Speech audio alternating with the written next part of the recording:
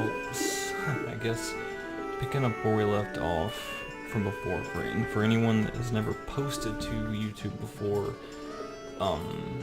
if you're recording in two separate channels of audio in an MP4 format, then YouTube prefers the original game track over your vocal commentary, so the whole off-the-cuff experience where I was sort of going over my gripes with Aaron's sequelitis video are kind of down the toilet, so I'll try not to retread old ground, but here we are.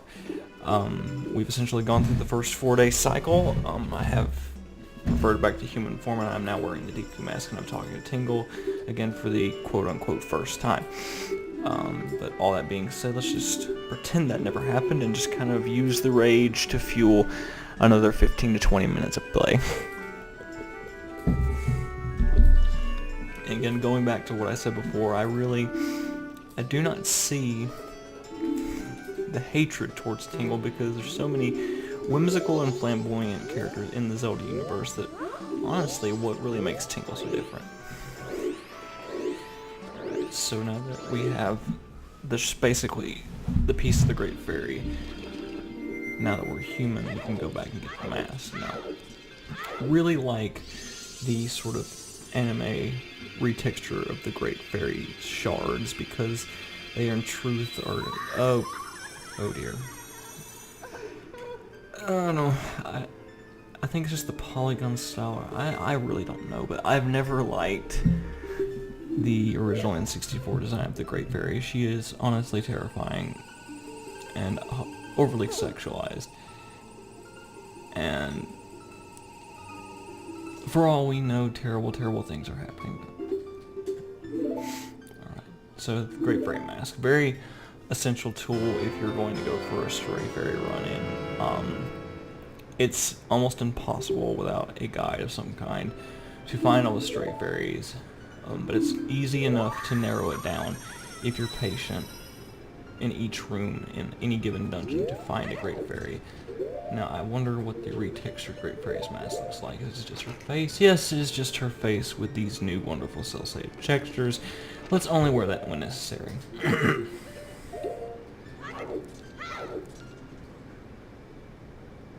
And one short undersight that I don't know if they really fixed in Twilight Breath of the Wild. Oh yeah, they did sort of address it in Twilight Princess that you couldn't transform from wolf immediately into human in front of those. Like, of course, Midna's like, hey, you know, people will notice, but not these guys. I'm your size. I'm tall. What's going on? Are you the guy that just popped that up there? Well, I'm completely oblivious to all reality. Maybe I should stop taking so much Adderall. Okay. But even though you fit outside of my clearly racist box, you can be a bomber. Now, I know that, well, not really previously stated anymore, that, you can save the bomber's code from before if you... Well, apparently you're just in full rejection mode, just, I don't know how to, oh, shit. Really wasn't prepared for this, okay. And honestly, I didn't want to do this again. This whole losing that first hour of thoughts and feelings towards the first game kind of threw me off. Maybe if I knock him down as the Deku, because I do get more speed that way, and just don't address him, maybe I can do it that way, because he's going to go straight for the doorway, and keep running. God damn it. Yep. Exactly what I was mentioning before, they are smart enough to use the doorways to their advantage because they know that once they're in the doorway you have a better chance of clipping through said doorway than actually catching them. But at least I get the satisfaction of seeing Jim on his bum. Sitting there waiting to smell his own farts. Alright. Now we just kind of gotta use the element of surprise. I am a human, you're a robot. Die!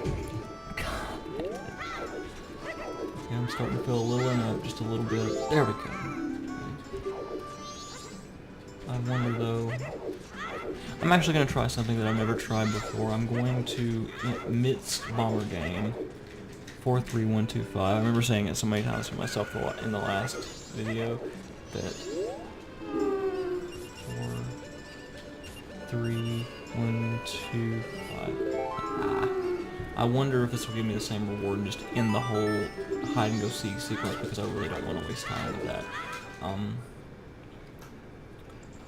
just gonna go back out the entrance, and this is how it would normally play out, but let's see. Yes! Jim's like, hey, how'd you know our secret code? We're in the midst of a game. And then of course we get the Bomber's Notebook, which is invaluable to a novice player, because it's going to, every time you encounter someone, they kind of broke this in the 3DS version, where they broke down every last little thing. The heart pieces turned into Bomber Notes entries, and just too much information, totally eliminating all need to really even. I feel like this is going to crash the game. Let's have an experiment, shall we? Just completely ruining any need to investigate, really. We're going to see what happens if we have the Bombers in the book and complete the child hunt, because now I'm just curious. This is pure morbid curiosity. Let's see if he will try to go into one of the crates. That's one of the easiest ways to get to him. I do not want him to go in that doorway. Nope. Okay, let's try to corner him. God, I wish I had the bunny hood. That's one of the things that I want to try to get in this video is the bunny hood. Because that's basically, if you're not going to get any other mask, which this was one of the most painful moments for me watching Game Grumps, is they did not get the bunny hood initially. And rolling for speed is honestly one of the most irritating aspects of the original 3D Zeldas, is that you just were not fast enough, and whether it actually gets you anywhere faster, I don't know, but it's become so ingrained in my muscle memory that I absolutely must roll everywhere. Now let's see if this breaks the game. Now they had to have planned for this, they had to have in some way planned for this, and just since we have the inverted song time going, I just want you to admire DJP's work here, where he has replaced the wall etchings with references to other Zeldas that, if you want to follow Hyrule Historia, haven't even happened yet. There should be no Midna, there should be no any of this, really.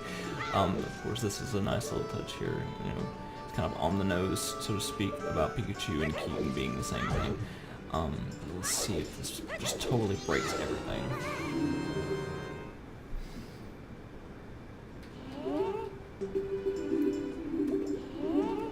And of course he's going to teach us the code. We already have it in the notebook. The sequence isn't totally broken. Please don't crash. Please don't crash. I don't need to write down, it's in the notebook. Okay, so now that that's out of the way, let's go through. And I always like to initiate the couple's mask quest early, because there are some goodies that you can get from it, even though you don't have access to the rest of the game just yet. But what we don't want to do is talk to Angie, because then she'll know that we're not Link the Goron. That was actually one good addition that I found in the 3DS version, where you couldn't get the key unless you were Goron Link. Because, of course, you know, I mean, Angie's a little oblivious, but she can't be that stupid. Oh yeah, because she gets you confused, because the Goron just happens to be whatever you name your character, which in my case is always Link. But, come on, man. That's like say you're at the fucking Sheraton, and, you know, you have a reservation for an extraterrestrial, and it says explicitly in the file, and you just let a person take the vacancy, and if I was an alien, I would explode the Earth all the fuck up. But, honestly, I am forgetting what I do to kill time here. I think maybe I talk to Grandma, or... No, let's not do that. We can always go into the observatory and go ahead and just get that title deed there. And that way we can start the swamp sequence, get the warp song, make the most of our 3 days. that way we keep this nice and short. Because once I get everything there and get the bunny hood, that's essentially my second 3-day run every time. Just always faster to water skip than it is to swim, and I know for a fact that whilst rolling does not make you faster, or may make you faster rather, I know for a fact that pressing B in the water is completely in vain, does not make you swim faster. You cannot swim faster unless you are a Zora. And while I'm on the topic of that, I just wanted to discuss what a great, wonderful idea it was to allow you to become other races in the Zora mythology. I mean, in the Zelda mythology in this title. Still allow you to play as all the different species. Just a groundbreaking, innovative idea, and so well executed. Every single, we'll go ahead and trigger this, that'll allow us to get a heart piece there. He will fly down into the hole, but time doesn't pass whenever we highlight him, so that sequence will continue and he'll get closer to the hole, so we waste less time. But the Zora swimming physics in this game, in this version, not the 3DS, are beautifully executed. The Goron pounding and rolling is perfectly executed. The flying with the Deku flowers. Just thinking about the limited hardware at hand at the time, just even with the extra expansion pack for the N64 that gave that tiny RAM boost that made this game possible, it's just amazing to think what Nintendo did with their resources. In the hole he goes, so that'll be a heart piece for us in a minute. But let's see. And I'm honestly shocked. Well, I'll go back to that in a second, but I'm honestly shocked because in the multiplayer mode for Mass Effect 3, it allowed you to play as other races, and I thought that was great, wonderful. Zelda did it first. Majora's Mask did it first. Just create this rich experience with all these diverse races, and you miss out on the opportunity to play as them. Mass Effect Andromeda, the turd that it is, completely dropped the ball on that. To this day, I want a character creator option in Mass Effect 4, the real one. Please bring it out, BioWare, to be able to play as whatever race I want from the outset, because I'm not speciesist. Anyway, I always play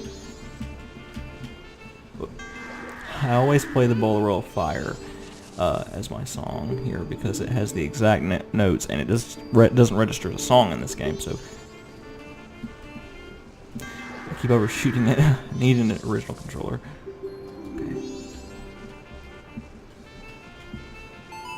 And that was always my favorite song from Ocarina of Time. Just a lot of strong emotional connection with it.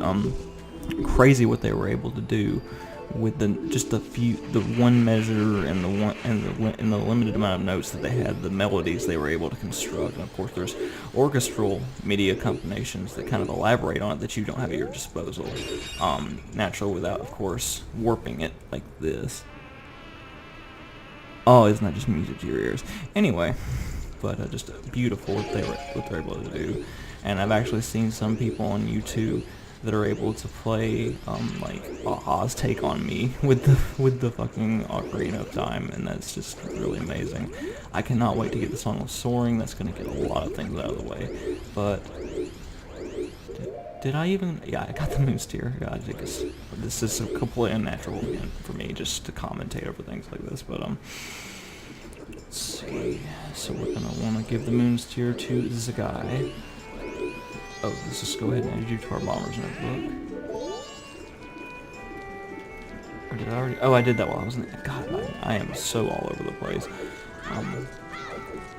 But anyway, let's add the Postman to our notebook. Just as many people as you possibly can. If you're a first-time player, it's important to add them to your notebook, just so you have an idea of what their schedules look like, where they're going to be, at what time. You don't know what's going to happen, but just try to find these characters at these respective times, and something will happen. And that's just a great tool to have at your disposal.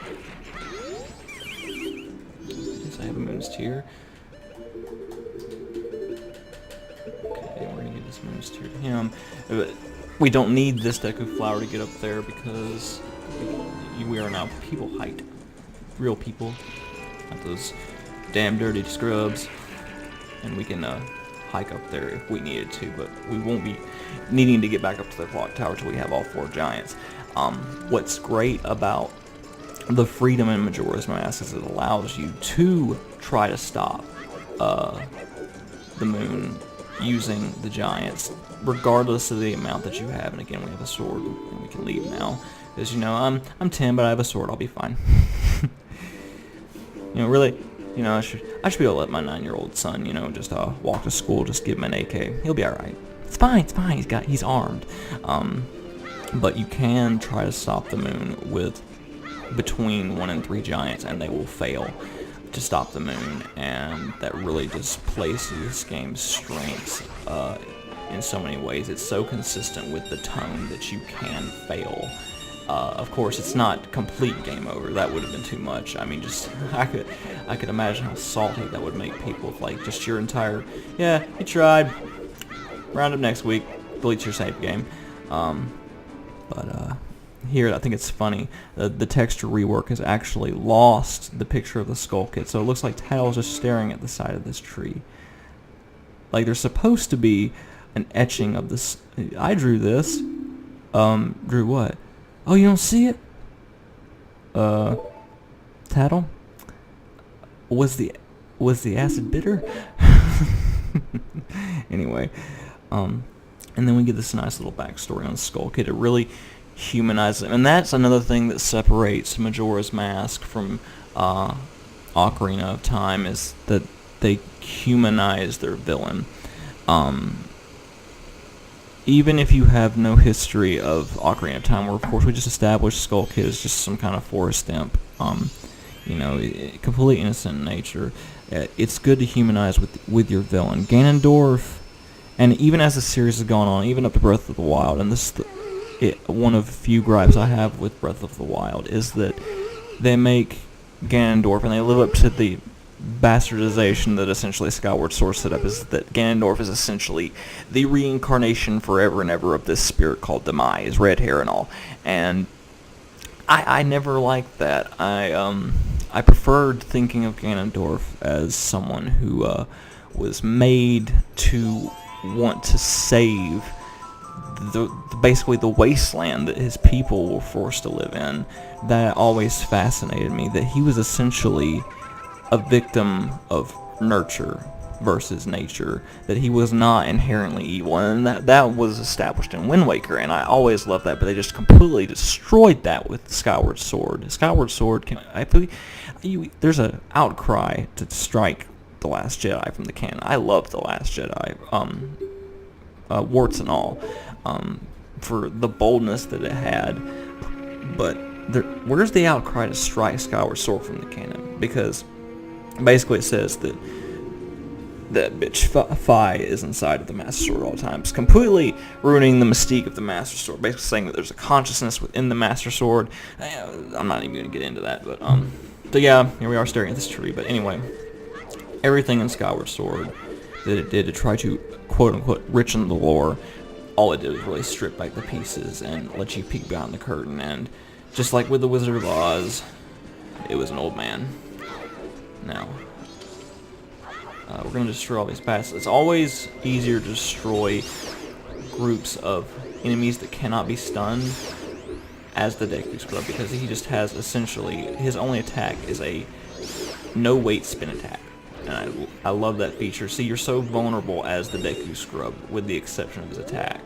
He's essentially a glass cannon, if you will, in my opinion. He's faster, and he can kill things in one hit that cannot be stunned.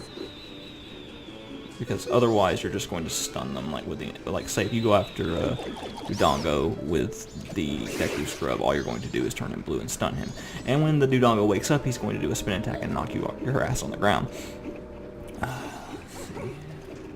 And that should make for a full heart container. Yes, now I have 4 hearts.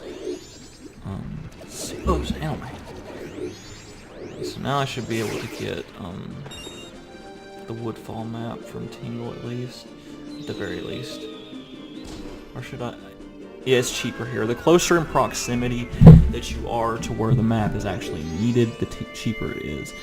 Supply and demand, I like that that's sort of here as a concept as well. Just little touches like that. So now we have the map for Woodfall, which is essentially the swamp area. And there's such diverse locales in Majora's Mask. When you compare it to Ocarina of Time, where you have essentially a grassland with a big water, and then you have your Zora's River, which is grassland water. You have your Death Mountain, which is just sand. You have your Gerudo Valley, sand. There's no diversity in locations, but everything here is so lush and different. We're in a swamp, and soon we'll be in a snow-covered mountain, and then after that, you're in a canyon, and then you're in an ocean, and just all these diverse locations. And I didn't even get a chance to mention it, but while you're in Termina Field, it's half the size of Hyrule Field, but it has the exact same amount of content, if not more, for you to find. And I think that the developers realized that after the fact. You know, here's Hyrule Field. It's essentially, I mean, there's no loading screens on cartridges, and that was one of the advantages that Nintendo had over Sony at the time, was that there was no loading screens. But Hyrule Field essentially felt like a giant, sometimes 5-minute long loading screen, longer than any CD wait time, and that's one of the reasons why I cannot go back and play Ocarina of Time unless I'm playing it with someone for the first time or watching them play it, because Hyrule Field is just a big chasm of nothing. There's nothing in Hyrule Field, and there's even less when you're an adult, because at least when you're a child, you have the barrier of the Staphos to stop you. You know, you have the Staphos children to kind of disrupt your progress, and they go down in one hit, but it's something out there for you to do. But when you're an adult, you'd think that in this giant wasteland that you would have just like Redeads everywhere, or Stalfos everywhere, or Dudongos or something. But it's even more desolate when you're an adult. You get the P-hat. Oh, I forgot the P-hats. Those things, especially not when they're launching their babies at you, those things are terrifying. But even so, Hyrule Field feels like a giant loading screen, and at the time, again, Majora's Mask is my first and favorite Zelda, and it just ends up feeling like a giant loading screen, and that's all it is, really. Now, I do not remember this pattern, so I'm actually going to have to follow the monkey. And I like the reuse of Saria's song, even because this is just the Lost Woods Redux. You know, because they had to reuse the assets somehow. You know, use what you got, smoke them if you got them. But I just like the little inclusion. This is the first time I heard Saria's song, and it's so iconic. I wish that it was used more often in Zelda games. It's truly, as iconic as it is, it's not used nearly enough. But we need to talk. But it's so much. I just want to get the reaction of the Deku Scrub. She's like, I'm dying. But you're a scrub. You know, I'm not gonna scrub save my life. There's so many racist undertones in this game. A lot of political and racial subtext, you know. And I don't have anything at the moment, and even if I did, I wouldn't give it to you because I want the bottle from the witch. That's essentially what we want here. But this game has a lot to say. Aside from the grieving, the 5 stages of grief, the healing, there's a lot of political subtext and just you know, people ignoring the obvious in front of their faces. Again, looking up. Moon, you know, the world's obviously going to end, and people are divided on it. There's so many current issues today where people, even with the facts right in their face, like a giant moon in the sky, are completely oblivious to that, and I find that very interesting. It's very good commentary. I really like the reuse of Kotek and Koom. They don't even bother changing their names. Yep, it's just Kotek and Koom. But I like their reuse as good guys in this game, because they were so underutilized. They were probably some of, because there's a lot of humor in Ocarina of Time, there really is, but a lot of it falls flat. One of the true moments that I laughed in Ocarina of Time was when Kotek and Column die at the end of their boss sequence, when they squabble about their age. And if I was some JonTron level producer, this is the part where I would put in a clip of that actually happening. Maybe speed it up and jar it up so that Nintendo's little YouTube robots wouldn't catch it. But we're not here to make money, we're just here to have fun. So, we'll follow that monkey. We're not gonna pick up the bush, we're gonna keep walking. I honestly feel like this would be so much easier. No, what are you doing? Stop it. Okay, I think, I am so much worse at this game while I'm talking. Anyway, we have the potion now, so we're gonna heal the witch. And already I'm trying to make a plan in my head about where to cut this off so that it's not too long, but there's just so much to do that I know I can do in such a short length of time that I'm just overwhelmed. There's so much to do in this world, so dense compared to any other Zelda game. And you can see density like that in other Zelda games for certain. Wind Waker's a classic. There's an island on every square inch of its map, but at the same time there's those giant intervals of sailing in between each of it. And here it's instant gratification. You immediately reach your goal of what you're looking for. As far as, you want to go explore this goodie, have at it. As long as you can access it, have at it. And whereas they removed some of those barriers to entry in Wind Waker, literally all you need is the King of Red Lions. You hop on them and you go. You reach your destination, cool. You loot that island, you get that 20 rupees, you find that thing you need to take a picture of, but there's just that, it's a loading screen, and I just abhor, especially, I've been spoiled by PC gaming, especially having a solid state drive and a 6-core processor. I've been spoiled by not having loading times, and really just anytime I encounter them, they just slow the game to a grinding halt. But anyway, having said that, we're going to go back to town, now that we've kind of reached a turning point. This is where it really starts to get a little juicy, a little dicey, where we need to get the couples mask quest started, or at least the things that we want from it right now that we can get. That being said, like the bottles and just the general information and the bomber mask. We'll see when we get to it. Let's see. We're gonna go back up this way, and as soon as we initiate the couples mask and get to the dawn of the first day, I think we'll call it a next time on Not Game Grumps. Just so we can keep it down in brevity. I kind of want to see how the YouTube audio mix is going to go now that I've actually merged the tracks, because I don't want to sit here ranting for another hour and lose all of that. So we're going to head straight back into Tournament Field. And again, I just want you to just, the fog, again, like even with there being nothing but the P-hats during the daytime and nothing but the Skulltula children, or the Skulltula, I'm going to keep fucking that up, I give up. The fog is gone, and if I see it, and there is still some cardboard panorama, but this up here, this, have you lost interest in me? Okay, we're gonna kill you. Wait, just for the viewing audience at home, we're just gonna kill you. You died for a good cause. That is real. That stone tower model is real.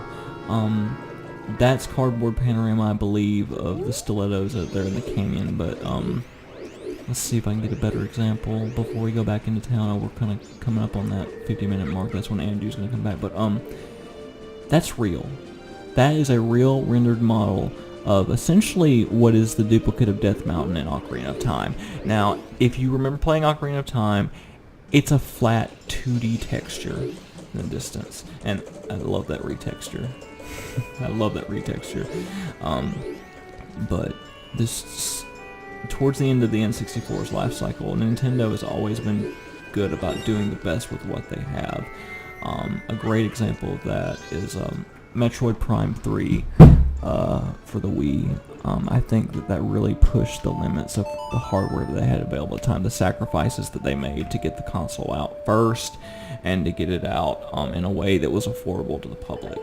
Was the Wii a mistake? Could they have pumped more money into it, made a huge success? The Wii U is a statement to the contrary. The Wii is just a great example of the right console at the right time. It's what people wanted. It's what people wanted at the time. I don't think it could have or should have happened any other way. The texture rework in here is great. Shout out to DJP, who I think is responsible for the realistic part of these textures, particularly here. Just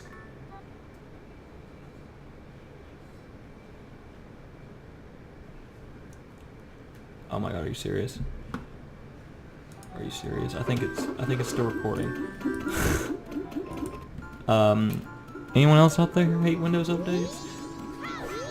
Like, seriously, I updated Windows not even yesterday, and it's already. What are you updating?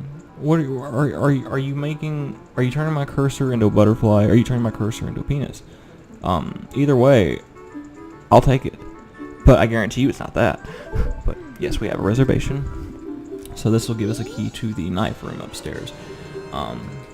Which is that'll be added to the notebook. It's not a prerequisite to completing the couple's mask quest, but it is essential to getting the blue ribbon in the bomber's notebook. The red ribbon rather. The essentially is saying that you have done everything that you possibly can to make this person happy in this time of the apocalypse.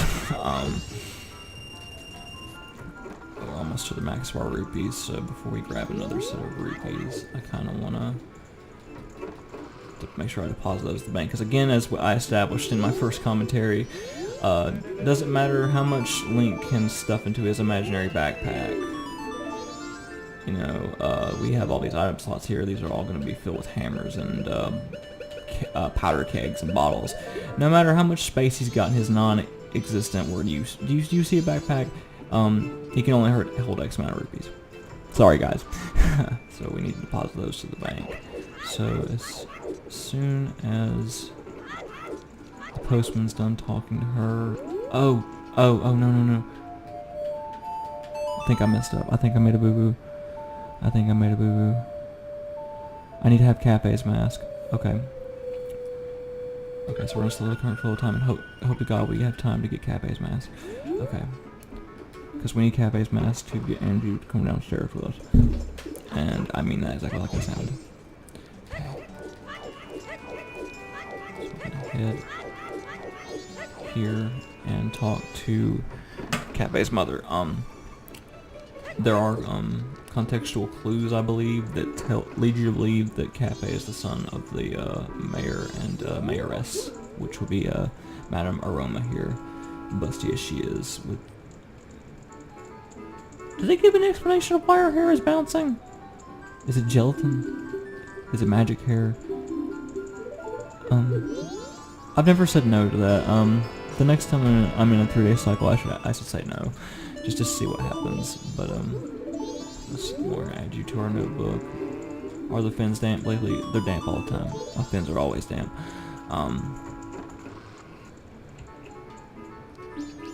She's the bowling alley girl from Ocarina of Time. We're gonna add Mayor Dow to her. And here's just a stay of denial. Most of the townsfolk have already taken shelter without waiting for the mayor's orders. If half my neighborhood's on fire, we're not going to use the moon analogy again. I'm not going to wait to be told to leave. If you need to be told to leave, you should probably stay. Let natural selection take its course. The only ones that left are public servants and committee members. Mr. Mayor and Carnival Committee, please order those to evacuate. If we could just change that hair to orange. But let's see. You cowards, do you actually believe the moon will fall? I don't know. Maybe not, but it sure is getting awful close. The earth is flat. Triggered. Let's see. My point exactly. But I think this is good commentary. let's not bring my wife into this. Never bring the wife into it. It's a good commentary on extreme left and extreme right. Any time you have extremes in an equation, I'm glad that Majora's Mask realizes this. Anytime you put an extreme into the equation, nothing gets solved. Everyone comes out looking angry and rash. I think that, I mean, obviously, for the sake of conflict, of course, that situation doesn't arise here in the game. Just to have that conflict and that commentary. But if they were to just sit down and talk and be rational, that would have, of course, erased that need for an argument. But level heads always prevail, and of course, we can't have all that. Let's see. I have no idea what the timestamp is for this video. But here, of course, what's unfortunate here is, let's see. Oh, you don't know how to use magic beans? Then I guess I can't sell you any. It's like they're guns. You want some magic beans, son? You know how to use them? You got them beans? You know how to use them, boy? I mean, they're magic beans. Like Christ's sake. But I'll forgive it. I'll give it a pass. My favorite game of all time. Let's see. So let's give this very, very enthusiastic banker. I've always kind of wondered because that's what he does in the original game as well. It's just a complete and total animation and copy paste for texture and animation wise and model from the other game. He was begging. I don't know if I would give a homeless man patting his knees enthusiastically anything except for a stern glance. But I definitely wouldn't give a banker money if they were doing that. Next time you're in BBT, tell them you're not going to give them any money unless they're patting their knees vigorously while they sit atop a counter. See what they say. The best way I think to advance time now to get us tonight would be to go have Granny Boris. That will add her to our notebook, and also going to give you some insight on, kind of glance. Did you finish helping Father again? So there's clues here that you find out who Tortoise is. There's just so much lore in this game. 2 hours, okay. You bored me to sleep, Grandma. So we can actually advance this a little bit faster than if we did the double song time. Another thing that the 3DS remake did that changed the entire balance of the game and made it so much easier and quote-unquote accessible was that the song of double time could advance you to any hour on the hour. I mean, I'd love the convenience, honestly. I'm kind of split on whether or not that's something that I would want in my Zelda game. I honestly can't say one way or the other, but I got 100 rupees and you're sleeping outside. Who's the real loser here? But I don't know if I'd want that in my 3D Zelda Majora's Mask experience. I gave up on the 3DS version of the game simply because of once I got to the part where I had to control the Zora using the gyroscope to swim and needed magic, just that whole thing. I honestly could not make it through that part. I mean, I probably could have attuned myself to it, but it was just a terrible change.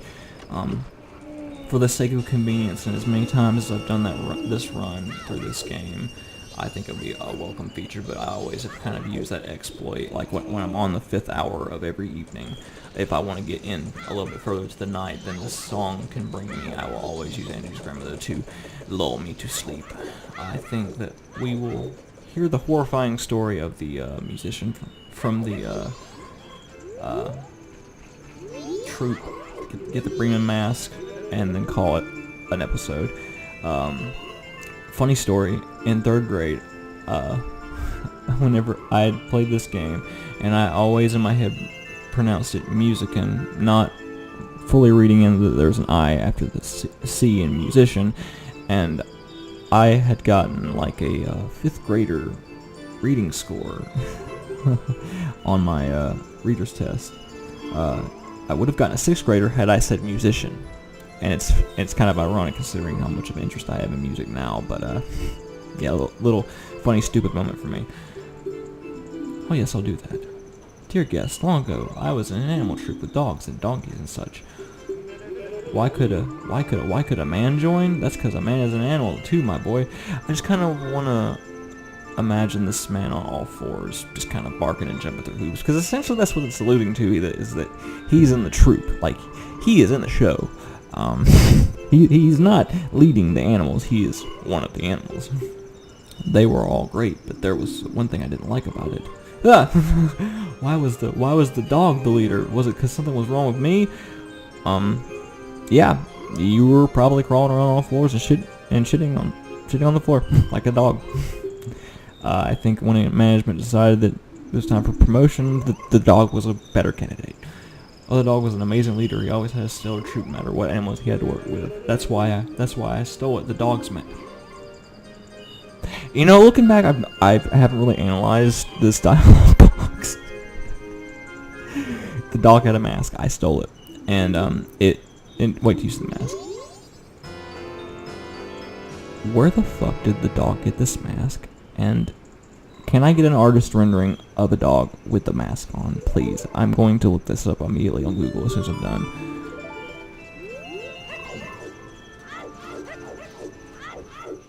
Okay, so I think we're gonna go on over to our owl statue and call this an episode. But yeah, thanks for listening to me ramble. I don't know how to use beans.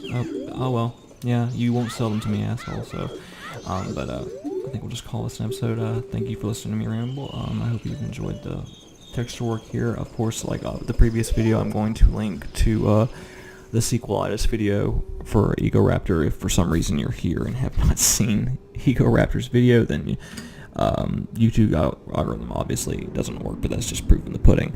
And I'm also going to link to Majora's Mask Game Grumps down in the below. It's a good time if you've got some patience, but if you're a hardcore Zelda Majora's Mask fan like me, it may just inspire you to do a pointless web series. See you next time.